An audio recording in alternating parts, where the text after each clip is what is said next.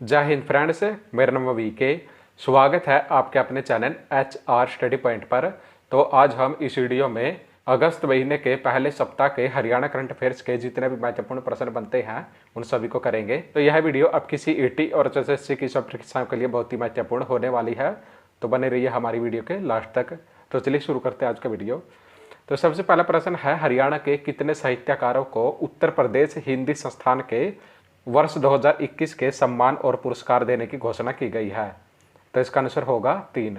तो हरियाणा के 3 साहित्यकारों को उत्तर प्रदेश हिंदी संस्थान के वर्ष 2021 के सम्मान और पुरस्कार देने की घोषणा की गई है। तो इसमें हरियाणा के गुरुग्राम के डॉक्टर गिरिराज शरण अग्रवाल को हिंदी गौरव सम्मान 2021 के लिए चुना गया है, जिसके लिए उनको 5 लाख रुपए की पुरस्कार राशि देकर सम्मानित किया जाएगा। और उत्तर प्रदेश हिंदी संस्थान की ओर से साहित्य भूषण सम्मान 2021 के लिए हरियाणा के 2 साहित्यकारों का चयन किया गया है। तो इस पुरस्कार के लिए उत्तर प्रदेश सरकार द्वारा 5 लाख रुपए की पुरस्कार राशि दी जाती है। तो इसमें हैं डॉक्टर नरेश मिश्र, जो कि हरियाणा के रोहतक जिले से हैं, और दूसरे हैं डॉक्टर रूप सिंह चंदेल, जो कि रेवाड़ी यानी कि देहरुहेड़ा से हैं। तो हरियाणा के इन 2 हिंदी के साहित्यकारों को उत्तर प्रदेश सरकार द्वारा साहित्य भूषण सम्मान 2021 के लिए सम्मानित किया जाएगा। नेक्स्ट क्वेश्चन है, हरियाणा के किस देश से परस्पर सहयोग और द्विपक्षीय संबंधों को मजबूत करने के उद्देश्य से समझौता किया गया है? तो इसका आंसर होगा उज्बेकिस्तान। नई दिल्ली में हरियाणा और उज्बेकिस्तान ने परस्पर सहयोग व द्विपक्षीय संबंधों को मजबूत करने के उद्देश्य से फ्रेमवर्क फॉर कोलैबोरेशन यानी कि FFC पर हस्ताक्षर किए हैं। और यह FFC ऑटोमोबाइल, फार्मास्यूटिकल्स, व्यापार, वैज्ञानिक, शिक्षा, पर्यटन, संस्कृति, ऐतिहासिक स्मारकों के संरक्षण और अनुसंधान, कौशल विकास तथा व्यावसायिक शिक्षा के क्षेत्र में सामूहिक प्रयासों के माध्यम से फरगना और हरियाणा के मध्य परस्पर सहयोग बनाने में मदद करेगा। नेक्स्ट क्वेश्चन है, PM गति शक्ति के तहत हरियाणा के कितने करोड़ रुपए स्वीकृत किए गए हैं?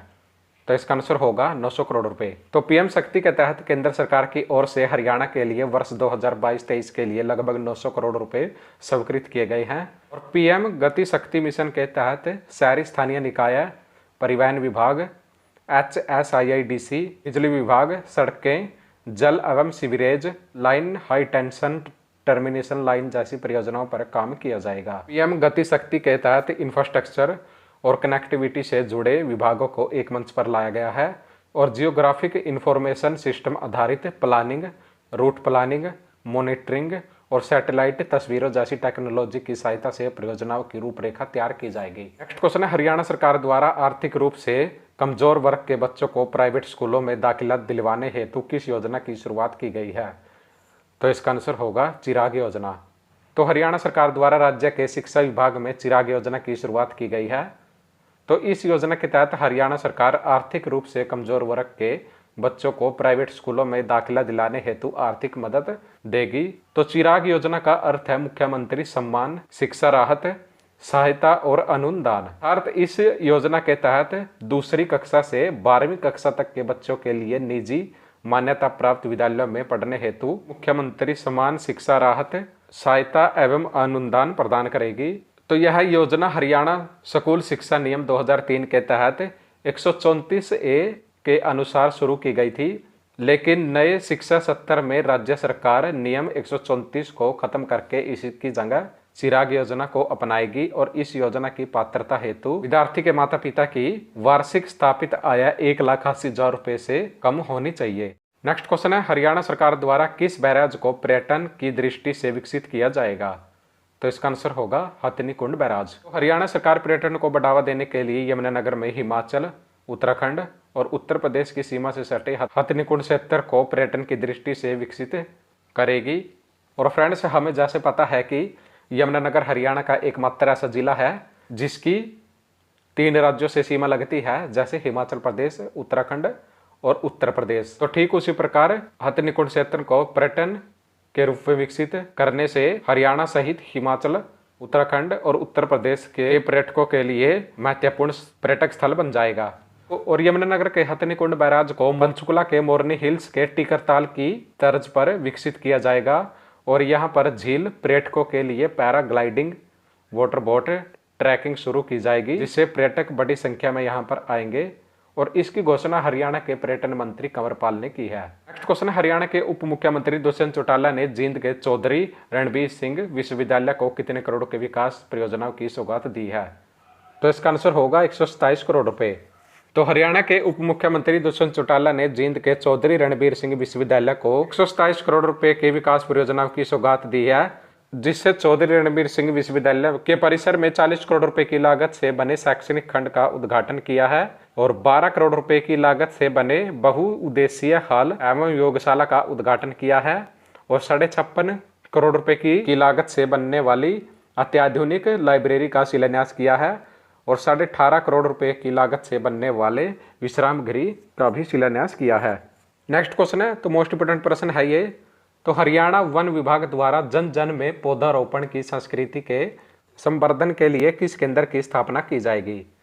तो इसका आंसर होगा प्रकृति दर्शन केंद्र। हरियाणा वन विभाग द्वारा जन जन में पौधारोपण की संस्कृति के संवर्धन के लिए प्रकृति दर्शन केंद्र की स्थापना की जा रही है और करनाल के ओक्सी वन में प्रकृति दर्शन केंद्र का कार्य शुरू हो चुका है और हरियाणा के वन मंत्री कंवरपाल ने घोषणा की है कि वन विभाग द्वारा प्रकृति दर्शन केंद्र स्थापित करके उससे विद्यार्थियों को जोड़ना एक अच्छी पहल है। नेक्स्ट क्वेश्चन है, तो यह भी मोस्ट इंपोर्टेंट प्रश्न है, तो वर्ल्ड पुलिस गेम्स में हरियाणा पुलिस के खिलाड़ियों ने कितने पदक जीते हैं? तो इसका आंसर होगा 10 पदक। तो नीदरलैंड के रॉटरडैम शहर में आयोजित हुई world police and firing games में हरियाणा पुलिस के 8 खिलाड़ियों ने 10 पदक जीते हैं और यह हरियाणा पुलिस के पदक विजेता 8 खिलाड़ी कौन हैं? तो इनके बारे में जान लेते हैं। तो सबसे पहले है IPS कुलविंदर सिंह ने गोल्फ में 1 स्वर्ण पदक, 1 रजत पदक और 1 कांस्य पदक जीता है और सब इंस्पेक्टर सुमन कुंडू ने कुश्ती में स्वर्ण पदक जीता है और हेड कांस्टेबल संतोष ने कुश्ती में स्वर्ण पदक जीता है और ASI मोनिका ने बॉक्सिंग में रजत पदक जीता है और DSP प्रदीप खत्री ने कुश्ती में रजत पदक जीता है और हेड कांस्टेबल सुनीता ने बॉक्सिंग में रजत पदक जीता है और कांस्टेबल संजीत ने बॉक्सिंग में रजत पदक जीता है और रिटायर्ड IPS के संधू ने गोल्फ स्पर्धा में रजत पदक जीता है। तो हरियाणा पुलिस के इन 8 जवानों ने वर्ल्ड पुलिस गेम्स में 10 पदक जीते हैं। नेक्स्ट क्वेश्चन है, मुख्यमंत्री मनोहर लाल ने करनाल को कितने करोड़ के विकास कार्यों की सौगात दी है? तो इसका आंसर होगा 109 करोड़ रुपए। तो हरियाणा के मुख्यमंत्री मनोहर लाल ने करनाल को 109 करोड़ रुपए की विकास कार्यों की सौगात दी है। तो सबसे पहले करनाल के 33 kV के 5 सब स्टेशन का उद्घाटन किया है, इसकी लागत 22 करोड़ 40 लाख रुपए है और करनाल के गांव माजरा रोडान और समाना बाहू में खेल स्टेडियम का उद्घाटन किया है, जिसकी लागत 9 करोड़ 70 लाख रुपए है। रोंडा फुरलक रोड को 4 मार्गिया बनाने और सुदृढ़ करने हेतु मुख्यमंत्री मनोहर लाल ने इस परियोजना के लिए 9 करोड़ 32 लाख रुपए की परियोजना का उद्घाटन किया है। पश्चिमी यमुना नहर के विकास कार्य योजना का उद्घाटन किया है, जिसकी लागत 7 करोड़ 28 लाख रुपए है और करनाल के सेक्टर 14 में स्थित राजकीय महाविद्यालय के बहुउद्देशीय हॉल का उद्घाटन किया है, जिसकी लागत 6 करोड़ 88 लाख रुपए है और करनाल के तरावड़ी बस अड्डे का उद्घाटन किया है, जिसकी लागत 3 करोड़ 7 लाख रुपए है। करनाल के गांव बहलोलपुर व बस्तली के तीर्थ स्थलों के विभिन्न विकास कार्यों की परियोजना का उद्घाटन किया है, जिसकी लागत 1 करोड़ 45 लाख रुपए है। मुख्यमंत्री मनोहर लाल ने करनाल जिले में इन 3 परियोजनाओं का शिलान्यास भी किया है। तो सबसे पहले करनाल जिला परिषद के भवन की परियोजना का शिलान्यास किया है, जिसकी लागत 35 करोड़ 62 लाख रुपए है और गांव बरसत में SBR तकनीक पर आधारित STP निर्माण परियोजना का शिलान्यास किया है, जिसकी लागत 7 करोड़ 28 लाख रुपए है और करनाल के विभिन्न तीर्थों का जीर्णोद्धार और निर्माण परियोजनाओं के शिलान्यास किया है, जिसकी लागत 6 करोड़ 66 लाख रुपए है। नेक्स्ट क्वेश्चन है, मुख्यमंत्री मनोहर लाल ने कहां पर ड्राइविंग प्रशिक्षण व अनुसंधान संस्थान का उद्घाटन किया है? तो इसका आंसर होगा करनाल। तो हरियाणा के मुख्यमंत्री मनोहर लाल ने करनाल में ड्राइविंग प्रशिक्षण व अनुसंधान संस्थान का उद्घाटन कर जनता को समर्पित किया है और यहाँ पर दोपहिया वाहन, तिपहिया, चौपहिया व हल्के व भारी वाहनों को चलाने का प्रशिक्षण दिया जाएगा और इस ड्राइविंग प्रशिक्षण व अनुसंधान संस्थान का निर्माण हरियाणा सरकार व होंडा द्वारा करीब 34 करोड़ रुपए की लागत से किया गया है और इस संस्थान में प्रतिदिन 300 से 350 युवाओं को हल्के व भारी मोटर वाहन चलाने का प्रशिक्षण दिया जाएगा और इस संस्थान को सड़क सुरक्षा सुनिश्चित करने और दुर्घटनाओं पर अंकुश लगाने के उद्देश्य से निर्मित किया गया है। नेक्स्ट क्वेश्चन है, हरियाणा सरकार द्वारा शहरीकरण और औद्योगिकीकरण के उद्देश्य के लिए लैंड बैंक बनाने हेतु किस पॉलिसी को मंजूरी प्रदान की गई है? तो इसका आंसर होगा हरियाणा लैंड पूलिंग पॉलिसी 2022। तो मुख्यमंत्री मनोहर लाल की अध्यक्षता में हुई हरियाणा मंत्रिमंडल की बैठक में हरियाणा लैंड पूलिंग पॉलिसी 2022 को मंजूरी प्रदान की गई है और यह नीति मुख्य शहरीकरण और औद्योगिकीकरण के उद्देश्यों के लिए लैंड बैंक बनाने हेतु हरियाणा सरकार द्वारा उठाया गया एक महत्वपूर्ण कदम है। और हरियाणा लैंड पूलिंग पॉलिसी 2022 का उद्देश्य बुनियादी ढांचे के विकास सहित नियोजित विकास के उद्देश्यों को प्राप्त करना और उक्त विकास में भागीदार बनाने के इच्छुक भूमि मालिकों की स्वैच्छिक भागीदारी के माध्यम से भूमि प्राप्त करना है।